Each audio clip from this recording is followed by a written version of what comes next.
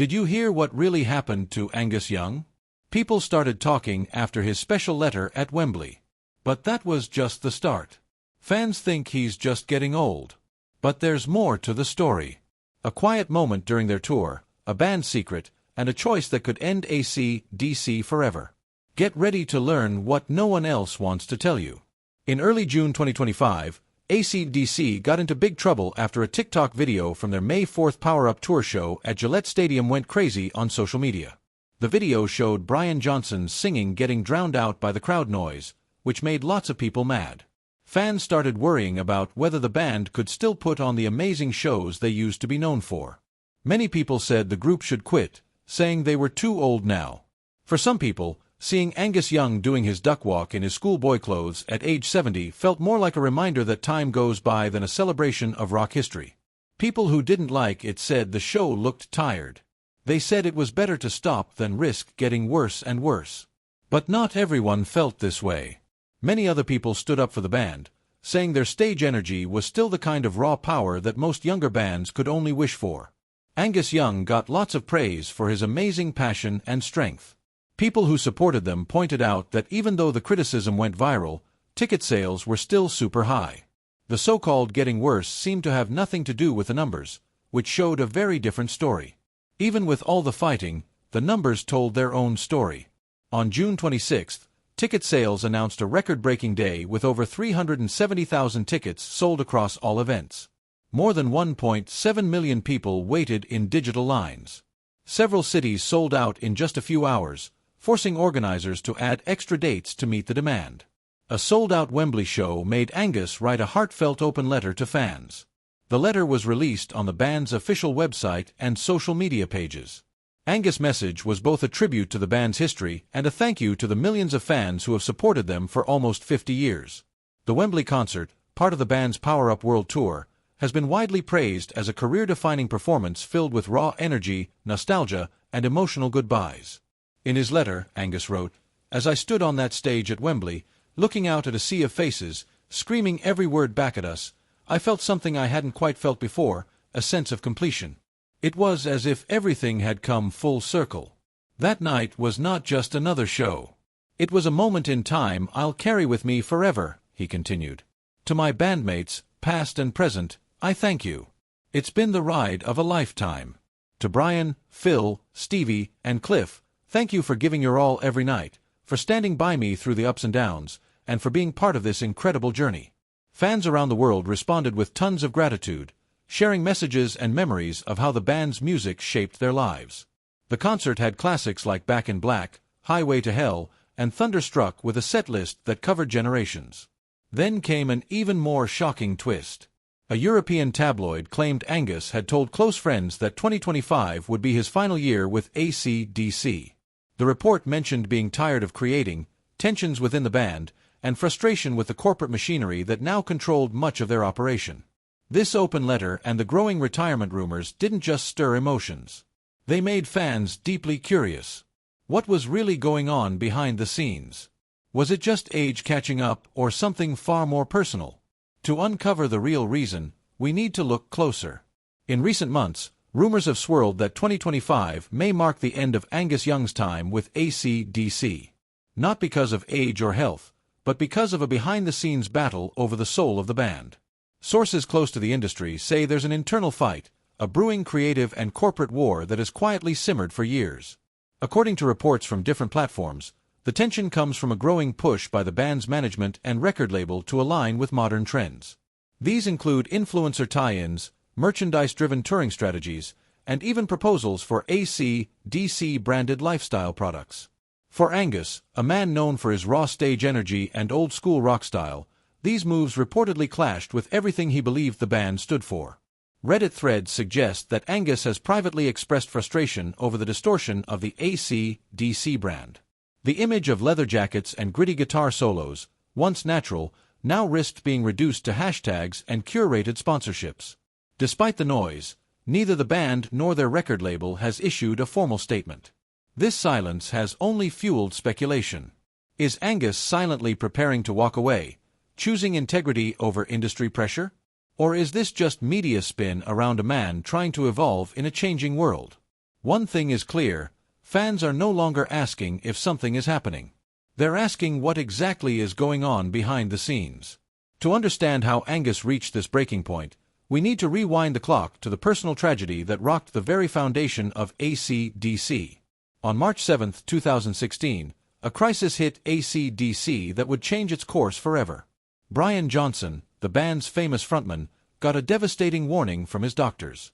They told him continuing to perform at stadium-level volume could result in total and permanent hearing loss. For a man whose life had been shaped by music, the news was both shocking and heartbreaking. It wasn't just a career-threatening diagnosis. It was a deeply personal loss for Johnson. Stepping away from the stage felt like losing a part of himself. With upcoming shows on the Rock or Bust tour still scheduled, the band faced an impossible choice. Cancel the rest of the tour and face millions in losses, or somehow find a way to go on without their lead singer. Angus Young, the band's lead guitarist and one of its founding members, was forced to make the call. Rather than end the tour suddenly, he reached out to someone unexpected, Axl Rose, the unpredictable but powerful frontman of Guns N' Roses. The decision rocked the fan base.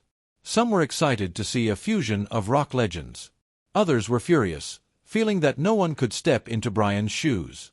While the debate played out across headlines and comment sections, behind the scenes, the band was quietly dealing with loss and uncertainty. Brian later opened up about the emotional pain of stepping away, saying it felt like finding a stranger in your house. It wasn't just about missing shows. It was about being replaced in a role that meant everything to him. And yet, even with that heartbreak, the band carried on. Angus called Axl a lifesaver, crediting him with helping AC/DC stay on track during a moment when everything seemed to be falling apart. Other than this crisis, they faced the similar situation in 2014. In late 2014, Phil Rudd, the drummer who had powered their rhythm section for nearly 4 decades, was arrested in New Zealand. The charges were serious and unexpected. Authorities accused him of attempting to hire someone to hurt another person alongside possession of methamphetamine and cannabis.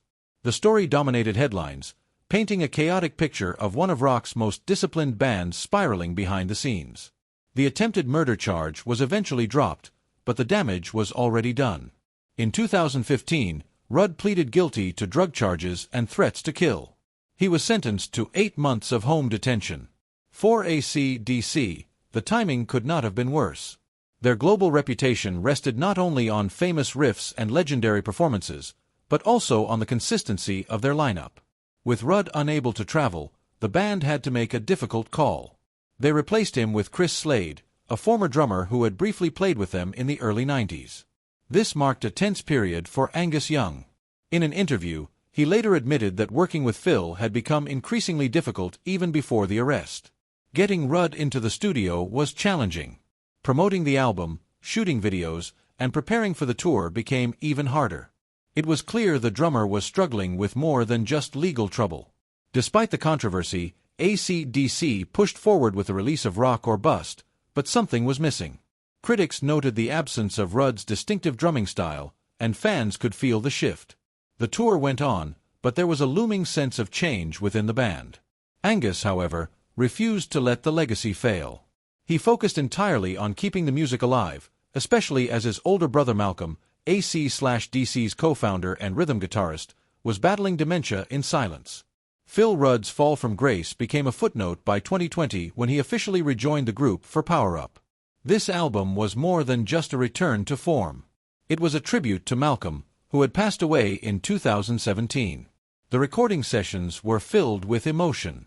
Angus used old riffs he and Malcolm had worked on years before.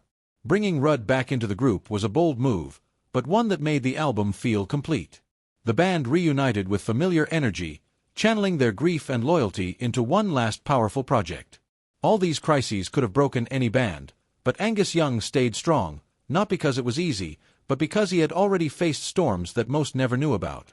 So, what explains this unmatched loyalty and strength? Let's trace back the electrifying journey that brought Angus to this very crossroad. Long before fans debated his final bow, Angus Young had already secured his place among music's greatest. His influence was not only about loud riffs or energetic solos. It was about rewriting what it meant to be a rock performer. His relentless energy, schoolboy stage character, and piercing guitar tone didn't just fill stadiums, they redefined them. In 2003, AC/DC reached a defining moment in their career. The band was officially inducted into the Rock and Roll Hall of Fame, a testament to their impact on global music culture.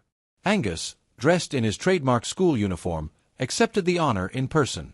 His presence alongside names like Steven Tyler, The Clash, and the Ramones solidified that he was not simply part of the crowd. He was the standard. Critical recognition didn't stop there. In 2012, Australian Guitar magazine named Angus the greatest Australian guitarist of all time. This title carried serious weight considering the fierce competition in the Australian rock scene. The win placed him above virtuosos like Tommy Emmanuel and Ian Moss, whose technical precision had long dominated guitar circles. But Angus wasn't about clean execution. He was about feel, presence, and wild emotion.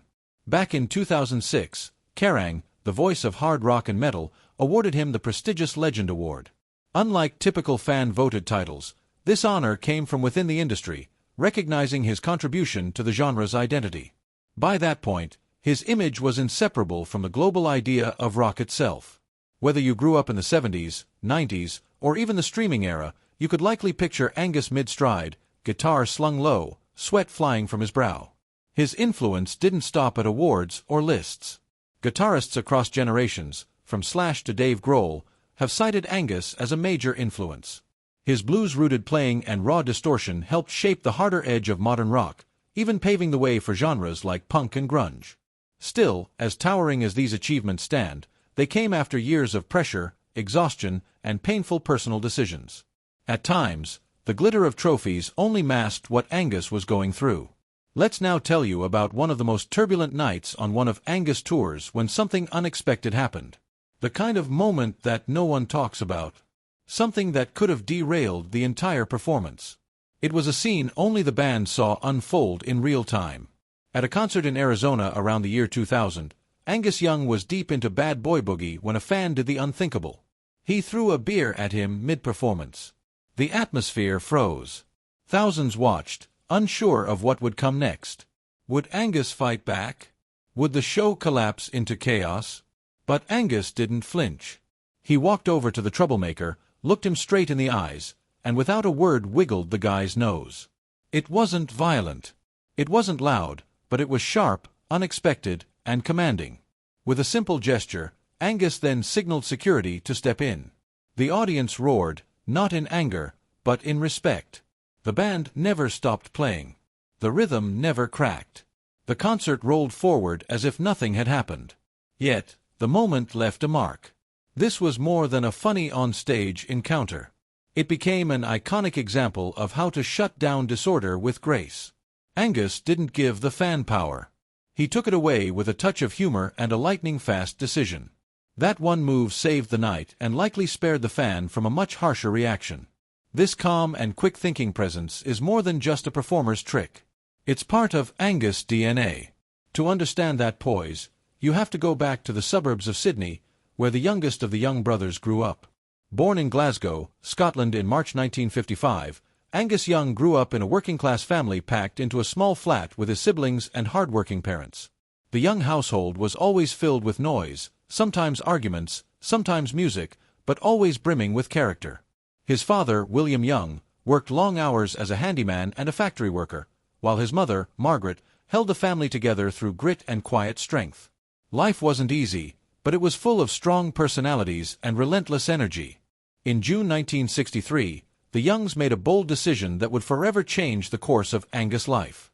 Like thousands of others, they joined the UK's £10 migrant scheme, a government-sponsored passage to Australia that promised sunshine and opportunity in exchange for a small fee. The journey to the other side of the world was not luxurious. Once they arrived, the family was placed in a refugee-style migrant hostel where comforts were few and space was tight. Despite the hardships, the move offered something invaluable, a fresh start. Eventually, they settled in Burwood, a quiet suburb on the outskirts of Sydney.